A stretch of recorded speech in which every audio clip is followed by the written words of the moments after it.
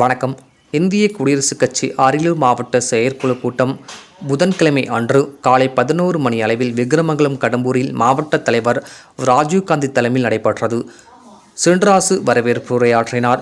ஆனந்தி மாவட்ட மகளிரணி செயலாளர், சங்கர் மாவட்ட பொருளாளர், பிரபாவதி, மருதுபாண்டி, சுபாஷ், ஆனந்தராஜ், சரண்யா, முத்துலட்சுமி, பவித்ரா, பழனிசாமி, புஷ்பராகவன் ஆகியோர் முன்னிலை வகித்த இக்கூட்டத்தில் சிறப்பு அழைப்பாளராக மாநில பொதுச் செயலாளர் கமக்கா பிள்ளை MA அவர்கள் கட்சி கொடியேற்றினார்.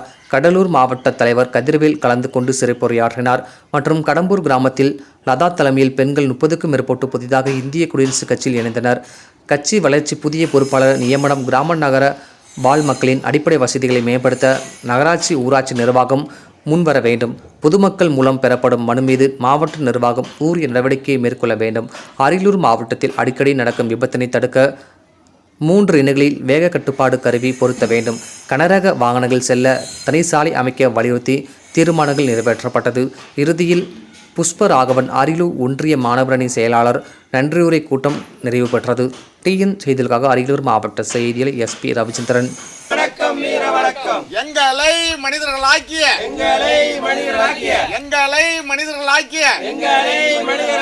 பாபா சாஹிப் அம்பேத்கருக்கு வீர வணக்கம். இந்திய குடியரசுக் கட்சி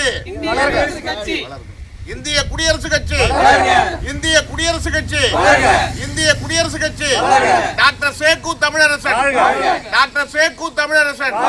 அண்ணல் அம்பேத்கரின் புகழ் ஜெய் பீம்.